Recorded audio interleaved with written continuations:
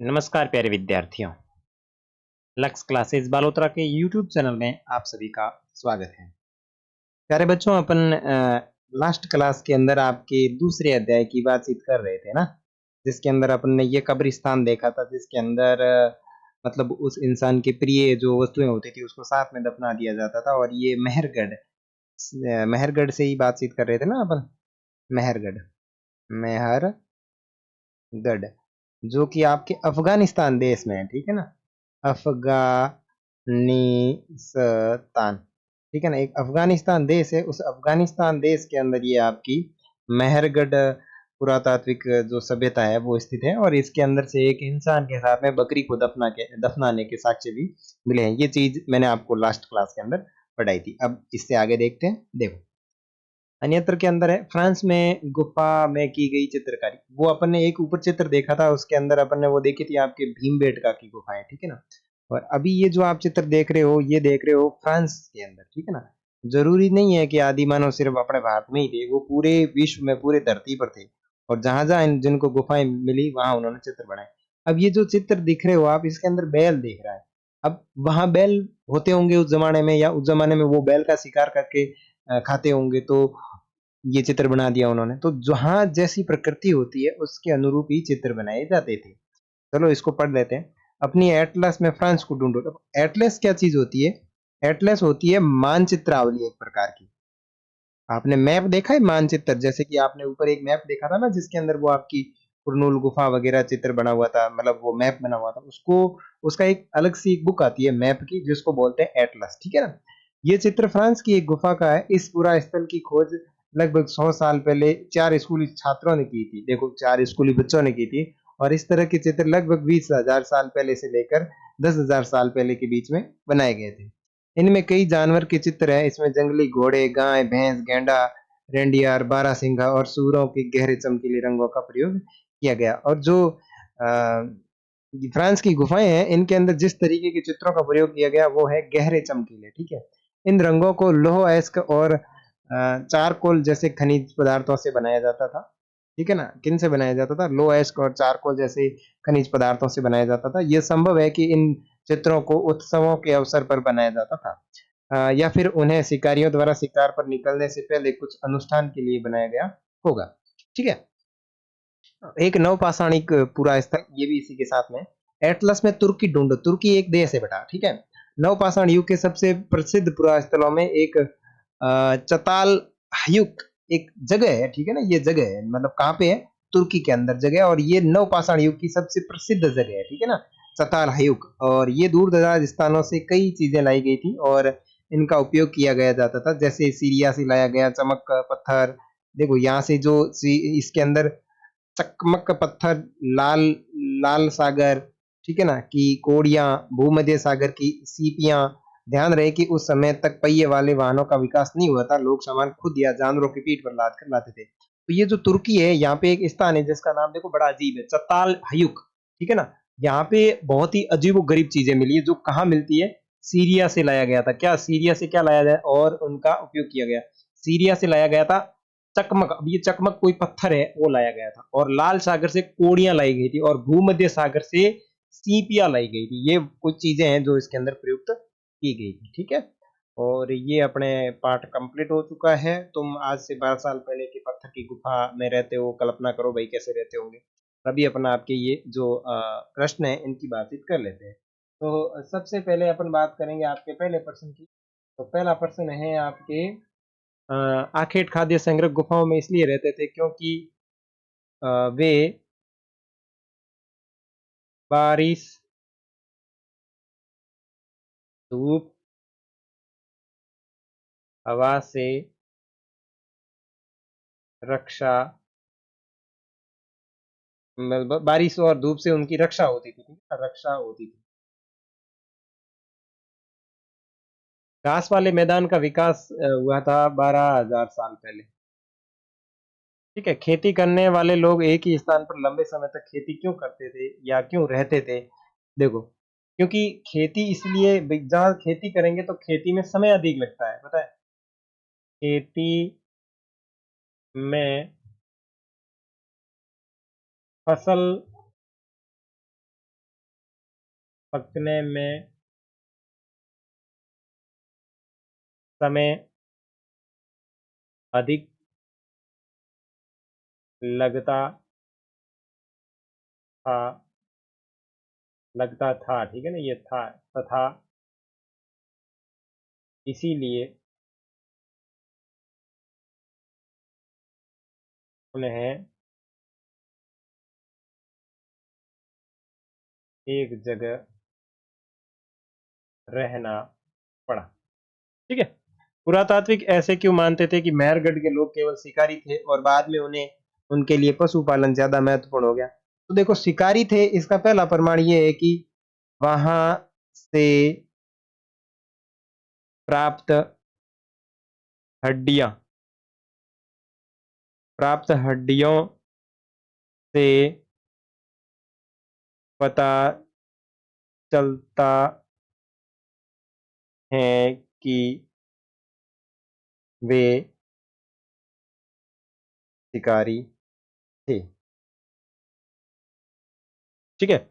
और भाई बाद में पशुपालन, बाद में कृषि कैसे महत्वपूर्ण हो गया? बाद में वहां पर कृषि उपजों के बीज के प्रमाण मिले। ठीक है। तो ये कृषि के लिए उनके लिए बाद हो गया था। पहले तो वो शिकारी थे, बाद में पशुपालन हो गया, कृषि कार्य हो गया, और कृषि के साथ साथ पशुपालन भी वो करते थे। बस 3 प्रश्न ही है इसके अंदर तो आपके इम्पोर्टेंट। और उसके बाद में आखेट खाद्य संग्रह एक स्थान से दूसरे स्थान पर क्यों घूमते रहते थे, उनकी यात्रा और आज हमारी यात्रा में क्या समानताएं, देखो क्यों भटकते रहते थे, वो तो मैंने आपको 3 कारण पहले ही बता दिए थे। ठीक है। अब उनकी यात्रा में और आपकी यात्रा में क्या फर्क है? देखो, वो तो शिकार के लिए यात्राएं करते थे, आप शिकार के लिए यात्राएं थोड़ी करते हो। ठीक है। तो ये चीज आप लोग आपस में बैठ के, 2-3 फ्रेंड हो तो आपस में बैठ के इस कथन को पढ़ के चर्चा कर सकते हैं, आपस में अपने एक दूसरे के व्यवहार, अपनी जो बातें हैं वो बता सकते हैं कि क्यों करते थे, किस तरीके से। आखेट खाद्य संग्रह आग का उपयोग किन किन चीजों के लिए करते थे? तो देखो, किन किन चीजों के लिए करते थे मैंने बहुत अच्छे से आपको बताया था। कौन सी चीज? भाई आग का उपयोग प्रकाश के लिए। दूसरा किसके लिए? मांस भूनने के लिए। मांस भूनने के लिए। और तीसरा क्या था? जानवर भगाने के लिए। जानवर भगाने के लिए। ठीक है। और कृषक और पशुपालन का जीवन आखेट खाद्य संग्रहों के जीवन से कितना भिन्नता और 3 अंतर बताइए। देखो, जो किसान होते हैं और जो पशुपालन करते हैं उनके जीवन में, और जो खाद्य संकट संग्रह वाले लोग थे उनके जीवन में कितना फर्क है? तो ये 3 आप कारण बता सकते हैं भाई। किसान कृषि कार्य से संबंधित होते थे, खाद्य संग्रह केवल शिकार पर ध्यान देते थे। और ये आपकी कुछ महत्वपूर्ण तिथियां हैं जो आप याद रखो तो भी कोई दिक्कत की बात नहीं है, रख लो तो भी कोई प्रॉब्लम नहीं है। ठीक है। तो प्यारे बच्चों, आपके दूसरा अध्याय तो कंप्लीट हो गया। आज अपन तीसरा अध्याय भी शुरू तो कर लेते हैं। देखो, आरंभिक नगर। तीसरा अध्याय जो है आपका, आप फटाफट तीसरा अध्याय निकाल लीजिए, वो बाकी जो मैंने बताया वो होमवर्क आपका है ही। ठीक है। तीसरा अध्याय आरंभिक नगर। अब देखो मेरी बात सुनो, ये आरंभिक नगर का मतलब क्या है? आरंभिक का मतलब है पहले पहले बनने वाले, पहले पहले बनने वाले शहर, बनने वाले शहर या फिर नगर। ठीक है। इसके बारे में अपन पूरी जानकारी इसके अंदर देखेंगे। पुराने भवन का संरक्षण। संरक्षण में समझते हो? संरक्षण का मतलब है उसकी रक्षा करना। रक्षा करना, रक्षा में समझते हो? देखभाल करना वो। ठीक ना? मैं जो ये शब्द लिख रहा हूं, इन शब्दों को आपको भी लिखना है, क्योंकि जब तक हमारे पास में शब्द भंडार नहीं होगा तब तक हम चीजों को अच्छे से समझ नहीं पाएंगे। एग्जाम में इस तरीके का शब्द आ गया तो आप सोचोगे कि इसका करना क्या है, मतलब पूछ क्या रहा है, और ये चीजें अपने दिमाग में तभी सही से सेट हो पाएगी जब अपने को शब्द भंडार मालूम होगा। तो ये चीजें आप अपनी नोटबुक में या पुस्तक के अंदर नोट करते रहें। पुराने भवन का संरक्षण। जसपाल और हरप्रीत अपने घर की पास की गली में क्रिकेट खेल रहे थे। उन्होंने देखा कि कुछ लोग उस खंडर घर की तारीफ कर रहे थे, जिसे गली के बच्चे भूतुआ घर कहते थे। एक ने कहा, इसकी वास्तुकला देखो। वास्तुकला में समझते हो? वास्तुकला जो होती है वो होती है घर बनाने की स्टाइल। घर या भवन बनाने की कला, घर या भवन बनाने की जो कला होती है उसको बोला जाता है वास्तु कला। जो आपके कारीगर जो होते हैं ना, कारीगर अपने चुनाई का काम करते हैं, उनको अपन कहते हैं वास्तुकार। अभी प्रेजेंट टाइम में तो अपन उनको कारीगर कहते हैं, कमठे का कारीगर कहते हैं, लेकिन पहले के इतिहास के जमाने में उनको कहा जाता था वास्तुकार, ठीक है ना। और उनके अंदर जो जितनी अच्छी कला होती थी उसको बोला जाता था वास्तु कला। तो ये वास्तु कला जो शब्द है, इसका अर्थ आप सभी को मालूम होना चाहिए। क्या आपने कहीं लकड़ी पर इतनी सुंदर नक्काशी देखी है? दूसरी महिला ने कहा। हमें मंत्री जी को पत्र लिख कर कहना चाहिए कि वह इस खूबसूरत घर को सुरक्षित रखने के लिए इसकी मरम्मत करवाने की व्यवस्था करें। ये सुनकर जसपाल और हरिपत सोचने लगे कि इस पुराने खंडर से लोगों का इतना लगाव क्यों हो सकता है। अब आपने भाई अभी 6 क्लास में आए हो, तो आपने कहीं ना कहीं भ्रमण करके ऐसी पुरानी चीजें तो देखी होगी जो बहुत ही सुंदर हो। चाहे आपने कोई महल देखा होगा, चाहे आपने कोई किला देखा होगा। तो ये जो चीजें होती है, ये ऐतिहासिक चीजें होती है और इनको सुरक्षित रखना हमारी जिम्मेदारी है, ताकि आने वाली पीढ़ियां वो इसको देख सके। तो अब अपन बात करेंगे हड़प्पा की कहानी। आपको इसका अर्थ तो समझ में आ गया ना? मतलब मैंने अभी 2 अर्थ बताए, एक तो संरक्षण का अर्थ बताया और वास्तुकला का अर्थ बताया, ठीक है। और अब मैं बात करूंगा हड़प्पा की कहानी। अब सबसे पहले तो ये हड़प्पा है क्या? हड़प्पा एक पुराना नगर है। मतलब यूं कहें कि आज से हजारों साल पहले क्या हुआ था कि नगर था जिसका नाम था हड़प्पा, ठीक है। वो मिट्टी में दब करके नष्ट हो गया था। आपको मोटा मोटी बस यही समझना है कि हड़प्पा एक नगर था, पुराने जमाने का नगर था, जो मिट्टी में दब के नष्ट हो गया। और वर्तमान में उस नगर की खुदाई करके उस नगर की खोज की गई है। और मैं अगली क्लास जो अपनी होगी उसके अंदर मैं आपकी इस हड़प्पा की कुछ चित्र लेके आऊंगा, कुछ फोटो लेके आऊंगा, जो मैं आपको दिखाऊंगा कि इस तरीके का हड़प्पा हुआ करता था, ठीक है। तो हड़प्पा अपना एक नगर है जिसकी अपन ये कहानी देखेंगे थोड़ी बहुत, जो आज की क्लास में, ठीक है। अक्सर पुरानी इमारत अपनी कहानी बताती है। लगभग 150 साल पहले जब पंजाब में पहली बार रेलवे लाई। अब ये जो हड़प्पा है वो पंजाब में। अब पंजाब कौन सा? देखो, 2 पंजाब, एक तो भारत के अंदर पंजाब है और एक पाकिस्तान के अंदर पंजाब है। और यहाँ जो हड़प्पा नगर है वो आपके पाकिस्तान वाला जो पंजाब है उस पंजाब में स्थित है, ठीक है ना। भारत के अंदर भी पंजाब राज्य है और पाकिस्तान के अंदर भी पंजाब राज्य है। तो वर्तमान समय में, ये तो है पहले की बात, पहले की तरह समय में भारत और पाकिस्तान एक ही होता था, ठीक है। और वर्तमान में पाकिस्तान 2 है, एक तो भारत के अंदर है और एक पाकिस्तान के अंदर। जो पाकिस्तान में पंजाब है उसके अंदर ये हड़प्पा नगर स्थित है। तो देखो, 150 साल पहले जब पंजाब में पहली बार रेलवे लाइन बिछाई जा रही थी, रेलवे लाइन में समझते हो, रेलवे लाइन पटड़ी बिछाई जा रही थी, तो इस काम में जुटे जो इंजीनियर थे उनको अचानक हड़प्पा हड़प्पा पूरा स्थल मिला। हड़प्पा पूरा स्थल का मतलब एक पुराना टीला मिला, या ऐसे दोहरा कहते हैं ना, वो मिला, जो आधुनिक पाकिस्तान में है। आधुनिक कहाँ पे?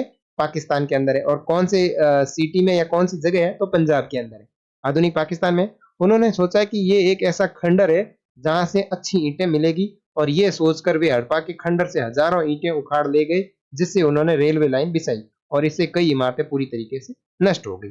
तो ये तो शुरुआती कहानी, मतलब एक हड़प्पा नगर हो वो कई साल पहला नष्ट हो गया, कि नहीं कुछ भी नहीं पता, किसी को कोई था ही नहीं कि भाई वहां पे नगर था या नहीं था। लेकिन आज से 150 साल अपने भारत में क्या हुआ था कि रेलवे लाइन बिछाई जा रही थी। और आज से 150 साल पहले यहाँ पे अपने अंग्रेज ही थे, ठीक है ना। ठीक है ना, 150 साल की बात करूं तो आपके 1900 1800 ईस्वी के अंदर बातचीत होगी। तो उस जमाने में यहाँ पे पूरे अंग्रेज लोग रहते थे और उन्होंने यहाँ पे रेलवे लाइन बिछानी शुरू की। तो पहले रेलवे लाइन जब बिछाते थे ना, तो रेलवे पटड़ियां लगाई जाती थी और उनके नीचे कंकड़ पत्थर ईंटें वगैरह डाली जाती थी। तो इनकी ईंटें हो गई खत्म। ईंटें खत्म हुई तो इनको ये जो पुराना वाला हड़प्पा था ना, इनको ये पता नहीं था कि यहाँ हड़प्पा नगर है। इनको वो टीला दिखा, उन्होंने सोचा कि ये कोई पुराना खंडर होगा, इससे अपने को ईंटें है वो अच्छी तरीके से प्राप्त हो जाएगी। अब इनको पता नहीं था कि यहाँ पे पहले कोई घर थे या पहले कोई नगर थे, ऐसी कोई जानकारी नहीं थी। तो इन लोगों ने अनजाने में इस हड़प्पा नगर की ईंटों को उखेड़ करके रेलवे लाइन को बिछा दिया गया। और इसी कारण क्या हुआ, इस हड़प्पा नगर के अंदर की बहुत सारी इमारतें जो है नष्ट हो गई। अब आगे देखो, इसके बाद लगभग 80 साल पहले पुरातात्विकविदों ने इस स्थल को ढूंढा, और जब पता चला कि यह खंडर उपमहाद्वीप के सबसे पुराने शहरों में से एक है।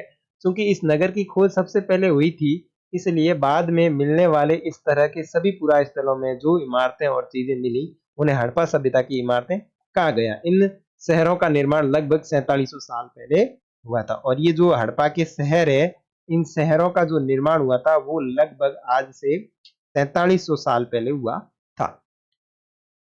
प्राय पुरानी इमारतों को तोड़कर उनकी जगह नए भवन बनाए जाते हैं। क्या तुम्हें लगता है कि पुरानी इमारतों को सुरक्षित रखना चाहिए? बताओ, कोई पुराना भवन है उसको सुरक्षित रखना चाहिए या नहीं रखना चाहिए? बिल्कुल रखना चाहिए, क्योंकि वो हमारी ऐतिहासिक धरोहर है और ऐतिहासिक धरोहर को कभी नष्ट नहीं करना चाहिए। ठीक है।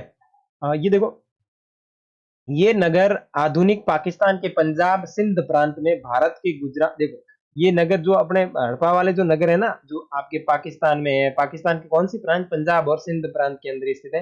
भारत के अंदर बात करें तो गुजरात, राजस्थान, हरियाणा और पंजाब प्रांतों में मिले हैं। इन सभी स्थलों से पुरातात्विक विदों को अनोखी वस्तुएं मिली है, जैसे मिट्टी के लाल बर्तन जिन पर काले रंग के चित्र बने रहते हैं, पत्थर के बाट, मोहरे, मन के तांबे के उपकरण और पत्थर के लंबे ब्लेड आदि इनको इन स्थानों से मिले हैं। तो ये जो हड़प्पा सभ्यता थी या हड़प्पा जो नगर था, इसमें जो लोग रहते थे, ऐसी ऐसी सभ्यताएं पाकिस्तान के पंजाब और सिंध प्रांत में भी है। और भारत की बात करें तो गुजरात, राजस्थान, हरियाणा, पंजाब, इन सभी जगहों पे हड़प्पा सभ्यता के कुछ स्थलों की जानकारी मिलती है। ठीक है।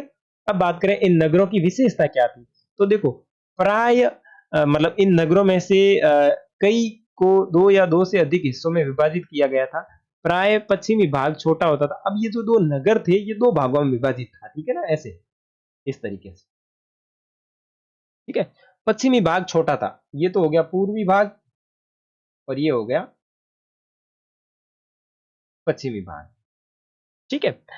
तो पश्चिमी भाग छोटा था लेकिन ऊंचाई पर बना हुआ था, पूर्वी हिस्सा बड़ा था लेकिन निचले हिस्से में बचा हुआ था। ये जो पश्चिमी भाग था ये छोटा था, ठीक है, और ऊंचाई वाली जगह पे बना हुआ था। लेकिन ये जो था ये अपना बड़ा था, ठीक है ना, बड़ा था लेकिन निचले इलाके में बना हुआ था। ये तो बड़ा था और निचले इलाके में बना हुआ था और निचला नगर कहा जाता था। और दोनों की चार दीवारें पक्की ईंटों से बनी होती थी। तो मैं इसको थोड़ा अच्छे से क्लियर करके आपको बताने का प्रयास करूंगा। देखो, एक तो यहाँ पे छोटा सा नगर और दूसरा ये हो गया आपका पूर्वी भाग और ये हो गया आपका पश्चिमी भाग। ठीक है। अब जो पश्चिमी भाग होता था प्रत्येक नगर का वो होता था छोटा और ऊंची जगह पे बना हुआ था, यानी ऊपर बना हुआ था। ठीक है। ये होता था बड़ा और ये बना हुआ होता था निचली जगह पर और इसको कहा जाता था निचला नगर। निचला नगर। और इन दोनों टीलों के या इन दोनों भागों के चारों ओर चार दीवारी होती थी। चार दीवारी में समझते हो, चार दीवारी का मतलब होता बाउंड्री होती थी, वो भी कैसे होती थी, पक्की ईंटों की। कब की बात कर रहा हूं, आज से 4500 साल पहले की हड़प्पा की बात कर रहे हैं। तो हड़प्पा ही नहीं, बाकी जितने भी नगर होते थे वो दो भागों में बटे हुए थे। तो अपन कह सकते हैं कि जो पश्चिमी भाग था वो थोड़ा अमीर था, कह सकता हूं ना भाई। इसको निचला नगर इसलिए कहते हैं क्योंकि वो नीचे इसलिए रहते थे क्योंकि बेचारे थोड़े गरीब थे। ठीक है। और ये लोग जो थे अमीर थे और ये लोग जो थे गरीब थे। तो इसमें से अपने को पूछा जा सकता है कि अमीर टीला कौन सा है, गरीब टीला कौन सा है। तो अमीर तो है वो पश्चिमी है और गरीब कौन सा है, पूर्वी भाग है। और इन दोनों के चारों तरफ एक चार दीवारी होती थी जो पक्की ईंटों से बनी होती थी। इस ईंटों मतलब इसकी ईंटें इतनी अच्छी पक्की थी कि हजारों साल बाद आज तक उनकी दीवारें खड़ी रही। दीवार बनने के लिए ईंटों की चिनाई इस तरह करते थे जैसे कि दीवार खूब मजबूत रहे। कुछ नगरों के नगर दुर्ग में कुछ खास इमारतें बनाई गई थी। मिसाल के तौर पर मोहनजोदड़ो में खास तालाब बनाया गया था। एक मोहनजोदड़ो है, वो भी हड़प्पा की तरह एक नगर है। वहां पे एक तालाब बनाया गया था जिसे पुरातात्विक विद्वान ने महान स्नानागार कहा।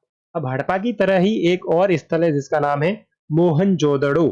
ठीक है ना। और मोहनजोदड़ो के अंदर एक तालाब के साक्ष्य मिलते हैं जिसको हमारे पुरातात्विक विद है ना, उन्होंने इसको कौन सा नाम दिया, इसका नाम दिया है क्या नाम इसको बोलते हैं, महान स्नानागार। महान का मतलब मोटा, बड़ा स्नानागार। और इस तालाब को बनाने में ईंटें और प्लास्टर का प्रयोग किया गया। और जो आपके मोहनजोदड़ो का तालाब है इसको बनाने के लिए ईंटें और प्लास्टर का प्रयोग किया गया।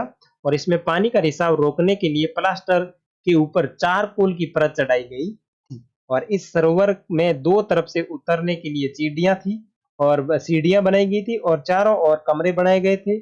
और इसमें भरने के लिए पास में से कुआं भी था, जिसमें से नल, जिसमें से क्या वो पानी निकाल करके उस तालाब को भरा भी जाता था। तालाब का मतलब स्विमिंग पूल, आज के जमाने का आपका स्विमिंग पूल। और उपयोग के बाद इसे खाली कर दिया जाता था। शायद यह विशिष्ट नागरिक विशेष अवसरों पर मतलब स्नान किया करते थे। कालीबंगा और लोथल जैसे अन्य नगरों में अग्निकुंड मिले हैं, जहां संभवतः यज्ञ किए जाते थे। और हड़प्पा और मोहनजोदड़ो और लोथल जैसे कुछ नगरों में बड़े बड़े भंडार गृह भी अपने को देखने को मिले हैं। तो ये जो आपको चीज देखनी मिली है, ये महान स्नानागार, वो आपके कहाँ से मिला है? ये आपके मिला है मोहनजोदड़ो से। तो आपको ध्यान रखना है, स्नानागार कहाँ से मिला? ये मिला है आपके मोहनजोदड़ो से।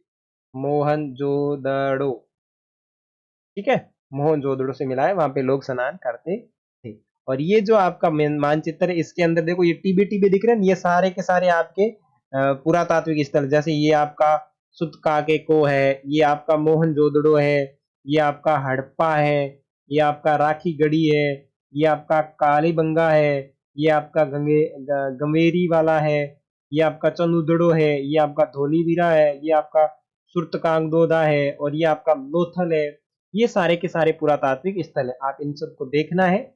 और ये कौन कौन सी नदी के किनारे, देखो ये तो आपके मोहनजोदड़ो सिंधु नदी के किनारे, सनुदड़ो सिंधु के किनारे, आपका हड़प्पा जो है वो रावी नदी के किनारे, राखी गढ़ी और कालीबंगा ये भी आपके सिंधु नदी के किनारे वाले भाग में स्थित है। तो ये सारे धीरे धीरे अपनी आगे के पाठों में आएंगे कि चंदुदड़ो कौन सी नदी में किस तरीके से है। तो ये चीजें आपको देखनी है। नेक्स्ट जैसे ये देखो, ये रहा आपका चित्र, में बता रहा था आपको महान स्नानागार जो आपके कहाँ से मिला है। महान स्नानागार बताओ कहाँ से मिला है? मोहनजोदड़ो से। कहाँ से मिला है? मोहनजोदड़ो, मोहनजोदड़ो से। और मैंने क्या बताया था कि इसके दोनों तरफ सीढ़ियां होती थी। देखो ये यहाँ पे भी सीढ़ियां है और यहाँ पे भी ये सीढ़ियां है, ठीक है। और इसके आसपास ये सारे जो बने हुए हैं ना, ये सारे कमरे बने हुए हैं। ये शायद वहाँ जो लोग थे पहले के जमाने में रहते थे, उनके शायद कपड़े चेंज करने के लिए बनाए गए होते थे। और इनके आसपास कुएं बनाए हुए थे, जिनसे इन तालाब को या इस महान स्नानागार को पानी से भरा जाता था। और ये जो महान स्नानागार है, ये किससे बना हुआ है? ईंटों से बना हुआ है। मेरी बात सुनो, ये जो चीजें हैं ये बहुत पहले की है, अभी की नहीं है, बहुत पुरानी है, ठीक है ना। आप सोच रहे होंगे कि अभी बनाई हुई, ये अभी नहीं बनाई हुई है, बहुत साल पहले की है। कितने साल पहले की है? 4700 साल पहले की है। समझ में आई बात? आगे मैं कुछ नेक्स्ट क्लास जब करूंगा तब आपके कुछ और पिक भी लेके आऊंगा, जिससे आपको और हिस्ट्री के अंदर इंटरेस्ट बढ़ेगा, ठीक है। मिलेंगे आपके अगले वीडियो में, तब तक के लिए जय हिंद जय भारत। चैनल के ऊपर नए हैं तो सब्सक्राइब करें, और आपका अगर कोई फ्रेंड जो 6 क्लास के अंदर पढ़ रहा है, उसको इस वीडियो का लिंक जरूर शेयर करें कि भाई बहुत शानदार इतिहास यहाँ पे समझाई जाती है।